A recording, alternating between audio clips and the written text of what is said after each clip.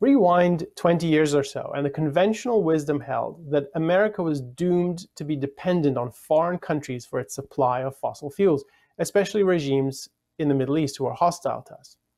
The companies working in the fossil fuel space were commonly seen as short-sighted and working to exhaust domestic supplies until we run dry. Essentially, they were blamed for worsening the problem. And yet, since then, something astonishing has happened. Domestic output of oil in the US has increased dramatically, while net petroleum imports have plunged to the lowest levels since 1991. And for the first time in 7 decades, in 2020, the US was a net annual exporter. So how did this happen? To understand the dramatic transformation in the US energy space, I'm joined today by someone who's had an inside view. Nick DeIulis is president and CEO of CNX Resources. CNX is a leading independent natural gas development, production, and midstream company with operations centered in the major shale formations of the Appalachian Basin. And CNX, I believe, has more than 4,400 producing gas wells. So Nick is also the author of a new book, Precipice. Maybe we'll get a chance to talk about that too in the conversation. So I've been eager to talk to you, Nick. Welcome. Thanks for having me. So I'm really pleased to be able to talk to someone with the wealth of experience that you have. So we're speaking now, it's early April 2022. The war in Ukraine is raging. There's been huge tumult with the price of energy spiking all over the place. And this is at the same time that we've seen, as I was saying a little bit earlier, that the US energy sector has really been blossoming for the last decade or two. And despite that blossoming, we're hearing that we need to move away from fossil fuels and towards renewables. So there's a lot to talk about, and I hope we can get to all of those things. So I want to start by zooming out a little bit and talking about the industry, because in preparing for today, I realized, just appreciated just how little understood this industry is and how unappreciated it is given the transformation that has happened. So I wanted to start with that issue, but just to get a sense of who you are and introduce you, maybe you could tell us a bit about your background, how you got to be at the helm of CNX, and sort of your experience in the industry. It's a great question because it's a story that parallels what's happened to the region that I've lived in my entire life, which, as you mentioned, is Appalachia, specifically Western Pennsylvania, in the Pittsburgh region. And that story was one where, of course, it was a manufacturing and industrial base for decades that did all kinds of wonderful things for free enterprise and for individual rights and for societies and economies the world over, not just the United States. And then in the late 70s, early 80s, which was when I was a child, basically, and coming into sort of my teen years, the region just went through a very drastic downturn with a lot of devastation, personal devastation as well as economic devastation. Families uprooted, the region sort of ripped apart in many different ways with respect to its fabric. And then down the road, starting probably in the early 90s, later 90s, then came along what everybody references as the shale revolution. And this sort of resurgence of the energy base, where originally historically it was more of a coal-based type of an industry in this region, now moving to natural gas, basically resurrected, for lack of a better term, the industrial manufacturing economic livelihood of this region, provided a lot more economic opportunity, a lot more ability to achieve those types of things. And I was a beneficiary of that because of innovation, because of disruptive technology. So I've been able basically to live my entire life, ironically, and by choice, frankly, within a 5-mile radius, largely because of what free enterprise and capitalism were able to deliver on behalf of the wider region. Without those things, and without the doer and the achiever and the innovation that went with it, a la the shale revolution, I likely would have been in a very different place than I am today. Now, I understand your background is, so you started off in engineering, chemical engineering, and you have extensive experience as a business leader, and you also have a law degree. So tell us a bit about sort of your educational history. How did that come about? Were you interested in going into law, and then, or was it chemical engineering as your first love? Again, the journey was somewhat by chance, by trial and error. I was the first in my family to attend college. that wasn't uncommon for people of my generation in this region. Again, going back to its roots, a lot of individuals, a lot of families were immigrating from Europe or from different areas of the world to come work in this region, because at the time all you would need would be a work ethic and the ability or the drive to go achieve. So it wasn't uncommon to see that this would be sort of my generation being the first to contemplate things like a college education or a university degree. And at the time, I enjoyed math and I enjoyed chemistry, but again, I didn't have anybody in my family, social circle, etc., that was able to mentor or advise with respect to a college experience or a profession post college. And at one point, someone said, "Well, if you like chemistry and you like math, what about chemical engineering?" And that was basically the genesis and the rationale for pursuing that degree. And upon achieving it, of course, like many graduates coming out of university, didn't have a good feel for what a chemical engineer actually did, and learned that once again fortuitously, but by trial and error in industry, working in the economy. And as I continued to progress, gave a thought to getting more involved in the business or finance side of what was occurring with the company I was working for, the same company I work for today, and pursuing a master's degree in business in the evening while I was working full time. And then that was a good experience, progressed my career further. And I said, well, why not try that again with law school at night while I was working full time? And I'd have to say, in hindsight, that probably was a bit of a miscalculation, because law school, I'm sure, would be an interesting endeavor, and working professionally is an interesting endeavor. To do them both together might be asking a bit much over a 3 or 4 year period. But I made it through, and that's how I sort of got to where I was at with respect to my education. So let's talk a bit about the shale revolution. So uh, I don't know very much about shale. So if I understand correctly, it's a kind of rock formation, or and then what has happened in the last few decades is that there are new ways of extracting fossil fuels out of it, so gas and oil. So is that right? Am I sort of on the right track there? You basically summarized it beautifully, and it's the greatest story that's never been told. That's sort of the view that I have of what's occurred. The shale deposits, which, as you said, are basically rock deposits underneath the surface, thousands of feet deep. We always knew that they were there. We always knew that they held prolific amounts of methane or natural gas. And in some instances, depending on where the shale horizons are across the United States, may also hold oil or petroleum. But the technology to be able to drill horizontally, and the technology to be able to fracture the rock deposits to provide channels to liberate the methane and natural gas or the oil, those were the things that were lacking. And what had happened through just classic innovation and classic entrepreneurship under the principles of capitalism and the free market, you had basically risk takers that were looking at investing and basically trying different technologies and refining those technologies, and then further developing and evolving those technologies to the point where the drilling techniques for horizontal drilling and the completion techniques to fracture those rock seams became so efficient that the natural gas or oil that was liberated from that process created very attractive rates of return.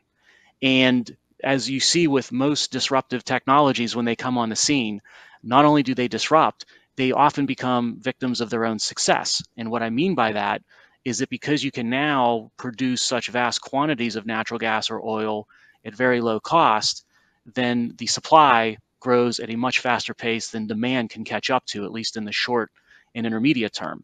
And you had basically a drop in the price for natural gas and for oil, which benefited, of course, all kinds of consumers and downstream industries. And since everything utilizes in some way, shape, or form the carbon atom and things like the methane molecule, there is no such thing as the zero carbon economy. That is a myth. Then everybody will benefit to more prolific supplies and lower costs of those feedstocks. So again, that helped catalyze this downstream resurgence of manufacturing and other types of industries, not just within Appalachia, but all over the United States. So it is very much a classic innovation, disruptive technology, entrepreneurship story, no different than what you see with some of the classic tech stories, but it was applied with respect to sort of an old line, so to speak, industry in a new way, where we always knew the deposits were there, but now we had technologies to be able to go get that in very economically profitable and efficient ways. And I might add, all this was done, ironically, but to me not to a surprise, all of this was done not just without the support of government, but in many ways in spite of government. In other words, government policies were very much designed and wired to prevent this very thing from happening, but nevertheless it did. So I want to just talk a bit more about, you mentioned fracturing the rocks and so forth. So that's hydraulic fracturing, it's commonly known as fracking. And I think the other technology that I've read about is horizontal drilling. Both of those sound really complicated. I just want to get a sense of, like, for a layman's perspective, what kind of tools go into this when we talk about horizontal drilling? How far are we drilling sideways or horizontally? And is this a labor intensive? Is this more machine led? Just to get a sense of what the technology is involved here. It is very much a high technology industry and a high tech industry that relies heavily on not just the current state of the way things can be done, but an evolution, a refinement, a progression of that technology. And the way to think of it in its most basic terms is that basically you're drilling first vertically from the surface, anywhere from, depending on the shale horizon that you're looking at, anywhere from 5,000 to 10,000 plus feet in depth vertically.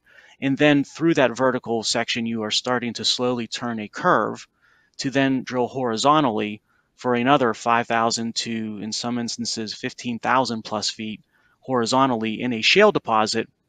And when you're doing that, you're steering that drilling where you're trying to stay, in some instances, within a 5-foot zone over those 10, 15,000 plus horizontal feet.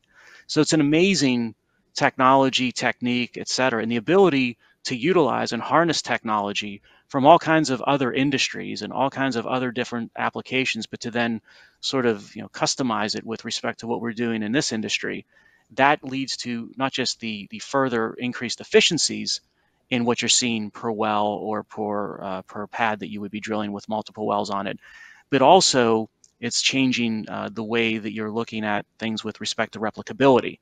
So the inventory of what is economically extractable over the life of a shale field, let's say, or a horizon, let's say, that becomes much deeper. And that's important because when you have replicability and an inventory depth that is economic under any sort of reasonable price assumption into the future, that further helps, as I said, catalyzes downstream investments in downstream industries. So that's why you saw in areas such as Western Pennsylvania, not far from Pittsburgh here, just past the airport, Pittsburgh International Airport, there is now a petrochemical facility that is being constructed, multi-billion-dollar project by Shell. And the primary reason why it's being built here is because one of the highest feedstock costs to making the product that a petrochemical facility will produce is ethane and ethylene, and the feedstocks, again, from a lot of the production from wells that are being drilled in this region. So when they saw the petrochemical entity or industry, or Shell in this case, saw decades of this supply being able to be delivered to that plant in close proximity, literally right underneath the plant itself, at very attractive prices, then that makes for good economic returns for the petrochemical plant. And then, of course, that gets constructed. And then when that starts to produce its product, all the subsequent downstream manufacturing entities that utilize its product will then sprout up alongside of it. And again, you have capitalism and the free market off and running, and that does wonderful things for economic inclusion, for the middle class, for achievement, for all kinds of things that are follow-on benefits to allowing these things to occur. So what I'm hearing is that there's a tremendous amount of innovation and technology that makes possible the extraction from the shale reserves, and that without that, it wouldn't be economical to go in. You would have to dig deeper wells and go in there. Maybe you couldn't do it. So it sounds like there's a sort of an unseen technological progress here. We're used to thinking of technology, and the smartphones we all carry. That's where we think, oh, this is so technologically advanced. And it sounds like there's that kind of innovation, but we just don't hear about it. I'm curious, there's even sort of a different view of fracking in particular, which is, reading the newspaper, you'd think fracking is a highly dangerous, highly risky kind of activity. And I imagine there are risks involved, but I just want to get a sense from your perspective, what kind of risks are involved? Is it as dangerous as we've been led to believe? What is the profile there of that kind of activity? Energy policy, energy decisions, energy portfolios are very much like the world in terms of real life. There are no magic silver bullets. Everything has trade-offs tied to it, risks and rewards. When you look at energy policy and you look at energy choices, what is going on with respect to natural gas, and specifically domestic natural gas production, manufacturing, whatever you'd want to call that, the risk reward balance is far, far superior to any other energy options that you would see within your portfolio, including not just, of course, the displacement of things like coal and coal-fired generation, which I think everybody agrees with, and natural gas has proven that, because if you look at everything from sulfur dioxide to mercury emissions to nitrogen oxide emissions and to carbon dioxide, we have basically gone through, and you don't hear a lot about this, but the region of Appalachia, the state of Pennsylvania, the eastern United States has gone through a massive decarbonization over the past 20 years because the shale revolution has made natural gas more prolific, more cost effective, and on our power grid, it has displaced coal. So if Pennsylvania were a standalone nation of its own, it would be the only country today that would have met its Paris Climate Accord targets. And it didn't do that because of subsidy, and it didn't do that because of mandates by government. It did that because of the free market's innovation with respect to natural gas. So you start looking at, say, natural gas versus coal, it's clear. What people largely don't understand is the same sort of comparison and risk reward math when it comes to natural gas in the energy mix versus things like wind and solar, i.e. what would be powering those smartphones, what would be powering those electric vehicles on the grid. And what people don't realize, because it's been marketed this way, it's been indoctrinated this way, solar and wind are far from zero carbon emissions sources of electricity and energy. They have quite large and, in fact, sometimes very egregious carbon footprints. And just to put this in perspective, if you look at a location such as Pennsylvania, and it changes depending on where you want to assess, but to basically choose between a natural gas-fired power plant versus, say, let's say a wind farm in Pennsylvania, because solar doesn't work very well here, unfortunately. It's not very sunny here all the time. You would need somewhere around 300 state-of-the-art wind turbines to replicate the nameplate capacity of a single natural gas-fired power plant. Now, those turbines, largely like solar panels, the stuff, so to speak, to manufacture it could be rare earth, could be different minerals or compounds or elements. Those are largely in places that are not the United States, at least in the quantities that we would need them at to have wind or solar be a significant part of our electrical grid. And typically those places are, in instances, locations such as Russia, such as China. And what happens is they're basically mined under significant surface disturbance with a tremendous carbon footprint. They're mined using carbon. They're processed using carbon. They are then used to manufacture component parts in carbon-fueled factories offshore. And then they then have to be transported, typically on the back of carbon, whether it's going to be a ship, a train, or a plane. And then when you get them here, if you need 300 state-of-the-art wind turbines to produce that electricity, you need to clear out 300 plus pads. You need to fell trees. You need to fell right-of-ways to basically create the transmission lines for each and every turbine. That has a carbon footprint. And then, oh, by the way, when the wind isn't blowing, you're going to need backup reliable power source, which is typically not just redundant and carbon intensive, but typically it's going to be carbon based. So you add all this up, the carbon footprint of something like wind or solar at scale is very large, and you're actually increasing CO2 emissions if you're looking at things from a cradle to grave life cycle analysis, as you should. But what the environmental movement and what certain policymakers and ideologies and certain centers of academia want to warrant is that they're pretending as if the carbon footprint only begins once all of the 300 wind turbines are in place and running. and when the wind is blowing. And that, of course, is flawed math, flawed science, flawed accounting when you're looking at your carbon accounting. So the environmental records and risk and rewards, the cost implications of energy, which are massively important because energy touches everything, and the overall impact with respect to economic freedom, GDP growth, those types of things, it's a pretty clear picture as to which option, if left to itself, if left to the free market, if left to science and sort of economics to dictate, which option is going to be the prevalent one within an energy mix. And that, of course, would be natural gas. But what we've done, of course, is we've wired things in a very different way, ideologically, as well as from a policy perspective, to come up with a very different set of outcomes. And those outcomes are going to have consequences, intended and unintended. They're going to be very serious and very negative across wide swaths of the economy and society. So I want to turn to that now because one of the issues that we've become really aware of in the last few weeks with the war in Russia, Russia's war in Ukraine, is Europe's dependence on Russian fuel supplies.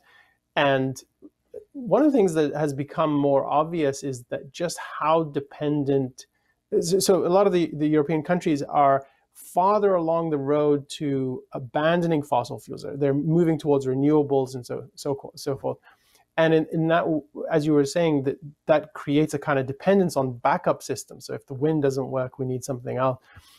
So I remember, I grew up in the UK, and I remember that drilling in the North Sea for oil was a big deal. It was happening throughout the 1980s, but that stopped. And what else has stopped is that whatever resources there are that European countries can extract, they're not pursuing that as avidly or at all. In fact, I think they're even decommissioning some of their nuclear plants, all with the idea of moving towards wind and solar. And I think Germany is at least 50% reliant on supplies from Russia for its fossil fuel needs. And it's very dependent, and it's got to move very far towards the renewables. So I want to understand a bit, from what you were saying in terms of the economics of it and the science of it,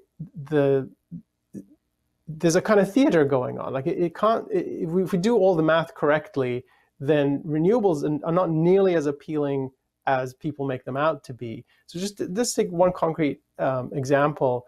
So a lot of people are buying electric cars, and the way you're describing it is the electricity for that car has to come from somewhere. And if the grid is mostly carbon-based, then how is it that we can think of the electric car as supposedly as green as people say it is? Because it doesn't really add up. Maybe there's more to the science that I'm not aware of, but how do you think of that? And what makes it economically viable to have a car like that?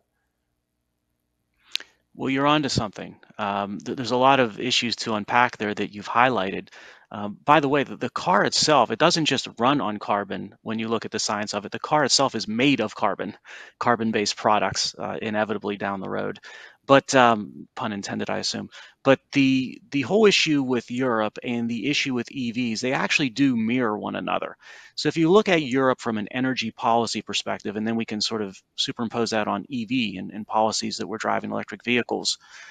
With Europe, they basically started with this myth, as we discussed, of a zero carbon economy being possible via things like wind and solar. The assumption that wind and solar are zero carbon emitters of power production, which again is untrue. But if you start with that premise, then what you start to do, and by the way, that premise is backed up behind it with an assumption of almost a religion, a zealotry, that the end of days are near, and we must save the planet, and we need to act now, and it's a code red for humanity, and all those buzzwords that you hear. But there's a zero carbon sort of underlying principle or belief within the religion. So then you start to set policy, and what Europe did is very similar to what we're going through now. They basically said, as you mentioned, let's shutter and shut down all of our domestic natural gas and oil fields and coal mines, et cetera. So let's close all of those. Then let's also retire all of our power plants that were designed to utilize natural gas or coal or nuclear plants, et cetera. And then let's run to a exponential growth in things like wind and solar generation. And when you set that as policy, which Europe did country by country and as the EU. Suddenly, the reality of math and science take hold. When it's the dead of winter or the dead of summer, and the demand for power is very high, and now you have shuttered all of your domestic supply fields, and you've shuttered or retired all of those power plants, and wind and solar can only provide so much output. Now you need something to satisfy the mathematical equation for power demand, or the lights go out. So what they did was they relied on the only possible thing that was left. It was the plug, so to speak, in the equation, which was Russian natural gas. And right now, Europe gets 40% of its natural gas from Russia by design, by simple math. And as you said, some nations like Germany, it's even higher. So when that happens, a few things occur along with it. First off, Russia realizes that Europe is suddenly dependent on it for its supplies. So it's been a huge beneficiary of these climate change policies, as has China, which we'll get to when we talk about electric vehicles. Secondly, the price for that product that you are now relying on from Russia has gone up because you've basically destroyed the supply. You've tamped down the supply through your policies, making it scarcer, and thus the price of it has gone up. That emboldens entities like Russia or Putin even more. And then Putin takes a look at that situation geopolitically and says, I now have much more leverage than I've ever had. And if I want to look at something like the sovereign state of the Ukraine, and I want to change that, what is going to stop me if I feel emboldened? Because I basically have geopolitical leverage in the form of energy, not security in the case of Europe, but energy insecurity. They're reliant upon me. And I believe that Putin, as bad as that situation is with Ukraine, he is a consequence. He is a symptom of an underlying problem. He's a Frankenstein, so to speak, that was created. And what that underlying root cause is are climate change policies that led to this situation. Because if that energy insecurity didn't exist, and if Russia didn't feel emboldened geopolitically when it came to energy matters, I believe that the ability, the confidence to try to invade a sovereign nation like the Ukraine would have been much, much different. Now, that's Europe with Ukraine and Russia. You mentioned electric vehicles. The same situation, but just an order of magnitude larger, is occurring when you look at wind, solar, and electric vehicle mandates. Because again, going back to the reality, the science of these things, the stuff that you need to manufacture an electric vehicle, a Tesla, to basically create wind or solar at scale, as we've mentioned, much of those materials must be mined and extracted in places like China, in places like Russia, and then they're going to be processed there. They're going to be manufactured into components there, and then they'll be shipped here. So when you look at mandates for electric vehicles, or you look at climate change policies, or grid subsidies for wind or solar, protected markets, those types of things, not only are they just classically bad from an economic perspective and from a free enterprise perspective, and not only does it do harm to consumers and create things like corporate cronyism and corporate crony capitalism, where they're basically becoming more of the successful entities are the rent seekers, right? The successful entities are not the innovators and the ones that have disrupted things with new technology. Now you are basically creating what was an energy security situation, which is a geopolitical advantage for entities like the United States and those that defend, individual rights and Republican democracy. And now you're trading that for a reliance on not just your transportation fleet, but basically what's fueling your transportation fleet, the energy grid, to places like China and like Russia. And they are very strategically astute. They've figured this out to the full extent, just like we have, and they will not, I fear, be fearful of utilizing that new leverage to its maximum advantage. And what that means, I don't know. We saw what that means with Ukraine and Russia. What does that mean for Taiwan and China? What does that mean for the South China Sea? What does that mean for individual rights? What does that mean for the developing world? Probably not very good things. So I want to talk a bit about the domestic scene now. With so we have both a strong push for moving to renewables and mandates for electric cars. I think various companies are announcing they're going to move their fleets to electric vehicles, and at the same time, and I take your point that there's just a really bad calculation in terms of how people think about these. They're not quite what they're being sold as.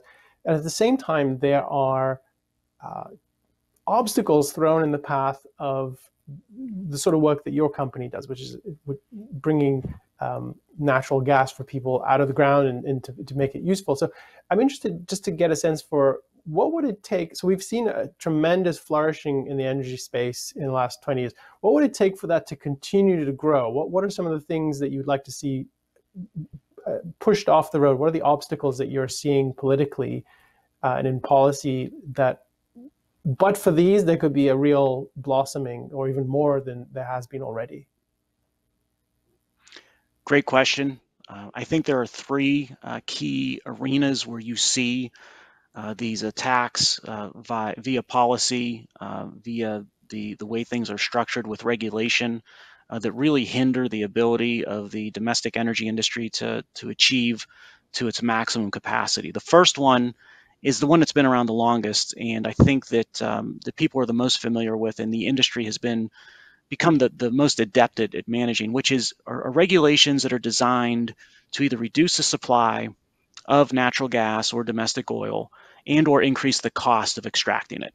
So this has been around for decades and decades, of course, and it continues. The march toward that continues to tighten to, again, reduce supply or increase costs. But the industry, through innovation, ingenuity, et cetera, it has basically outpaced the pace of regulation, which is hard to believe because that's saying something considering how widespread the whole of government can be these days in that type of an arena. But the second and third ways are much bigger concerns, at least from my perspective. And they're newer developments that have become more prevalent on the scene lately.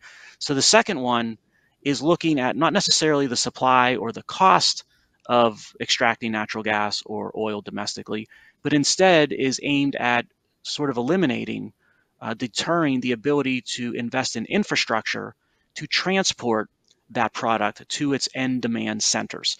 So examples of this would be banning pipelines, natural gas pipelines from Pennsylvania to Boston or Pennsylvania to New York, where there's major demand for that product. And then ironically, areas like Boston end up importing liquefied natural gas from Russia. So instead of again, the same sort of math that we spoke about with Europe, when demand goes up and there's no ability for wind or solar to fill that void, you need something to plug it. If there's no pipeline to deliver that natural gas from Pennsylvania, then you trade that off for a 4,000 plus mile supply chain from Russia. It's things like not allowing new housing developments to have natural gas hookups to those new homes. And of course, it's things like not allowing liquefied natural gas or LNG facilities to be built here or at different offtake centers in Europe that would basically allow that infrastructure to continue to link up the supply with the demand for your product and to globalize the market, to do it in a way where it's the most efficient allocation economically that you would see. The third, and that's ironic, that second way, because what is most of the talk from Washington these days and from the current administration? It's infrastructure. And here we are purposely trying to deter, stop, prohibit infrastructure investment in the free market. It's ironic in many ways. The third way is quite serious. It's the newest. It is probably the least understood by those not in the energy space, and that is either through direct regulation or indirect regulation and policy, starving this type of an industry of its access to capital. So basically turning off the different financing avenues to finance, to fund, to grow businesses and endeavors in, say, domestic energy. And you see this in the form of the Federal Reserve when they're talking more and more about things like climate stress tests. So, the Federal Reserve has done such a great job with monetary policy and inflation that I guess now it can solve the weather in 50 years. But you see that with climate stress tests where they will basically set these stress tests to effectively send a message to major banks and lending institutions that you may be able you may be allowed to lend to, say, domestic energy, but we will make it so prohibitive to your balance sheet that you're not going to want to. You also see this with a lot of ESG talk and ESG reporting requirements that the SEC is considering and bantering about for public companies. Again, that's another sort of. Let me just break in there. So, for people unfamiliar, what does ESG stand for?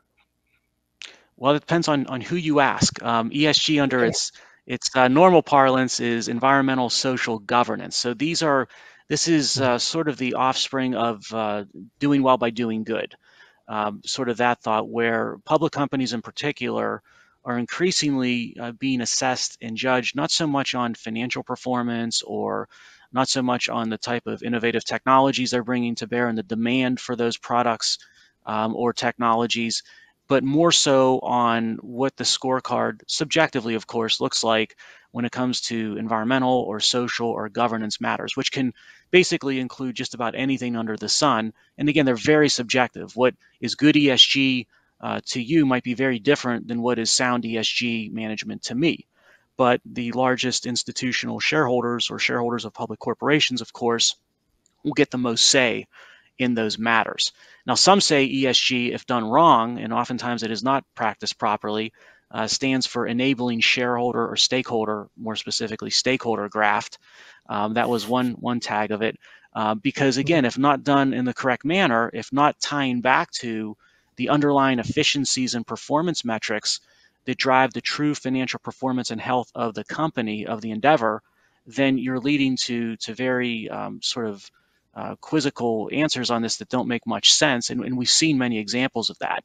But ESG is just a subjective way to basically deem a certain industry or a certain company worthy of access to capital, and a different company or a different industry, you can subjectively deem it to be not worthy of having access to capital, or access to capital at much, much higher cost, triple, quadruple the cost of what a worthy entity would be able to access capital at. So when you play that out, what happens is, again, if you're looking at something like domestic energy, you will basically look at either a very much higher cost of capital, which is the lifeblood of any type of capital intensive endeavor, or worse yet, no access to capital.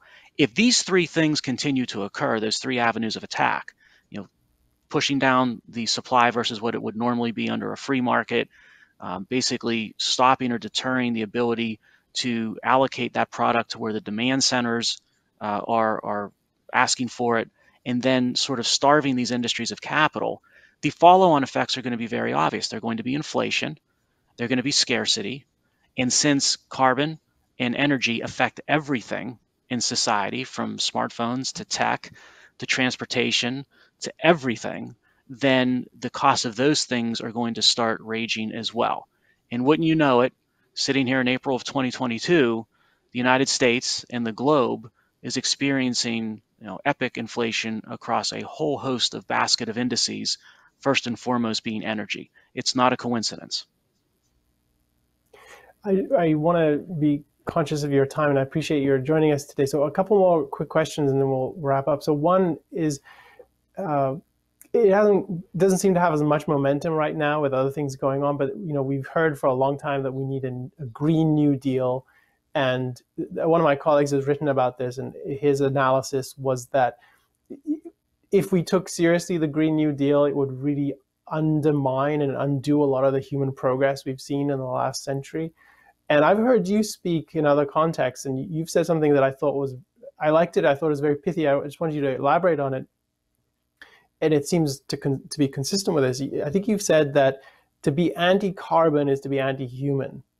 I hope I'm attributing that statement to you accurately. And if that's your view, maybe you could just elaborate what you mean by that. You're exactly right.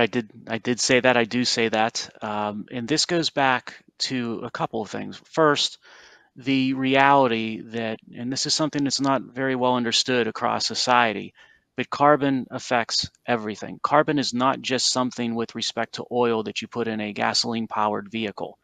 Okay, it basically is a feedstock with clothing. It is a feedstock with respect to plastic, and plastic is used in everything, including to store food.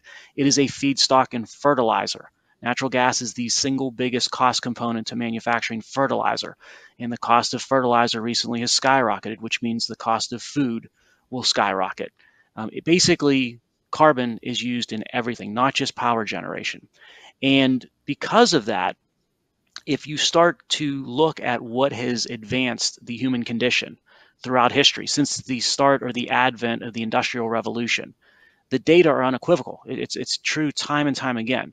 When carbon utilization increases in a nation or in a society or in a region, very, very good and important things happen to the human condition. Infant mortality rates plummet, life expectancies skyrocket, individual rights flourish. And you can look at that data time and time again across all kinds of different nations, continents, etc. The corollary is also true. When we've seen instances in Eastern Europe, in the prior USSR, are prime examples of this, when access to carbon has been lost because of economic turmoil or disruption or geopolitical events, the exact opposite things occur. Infant mortality starts to climb up, life expectancies decline, and really bad things start to happen with totalitarian governments and individual rights. They don't flourish. So we know this to be the case. And when you look at those three avenues of attack that I spoke about, with supply, with not allowing infrastructure to deliver to the demand centers, and with access to capital being under attack, here's how I think of that with respect to that other often bannered phraseology out there, the social purpose of a business, right? I'm much more of the Milton Friedman view of things, where the primary purpose of a business is to deliver a return, to efficiently optimize the return for its ownership. But of course, the way you do that are through things that some might consider to be ESG centric. So I think there is an overlap there. But when you look at what happens with respect to our why we exist as an industry or as a company, we are providing quality of life. And if you start to deter our ability to perform, to achieve, to do, then I think of three major stakeholders out there that would be beneficiaries of our industry that are going to suffer. First, I think of those within this region.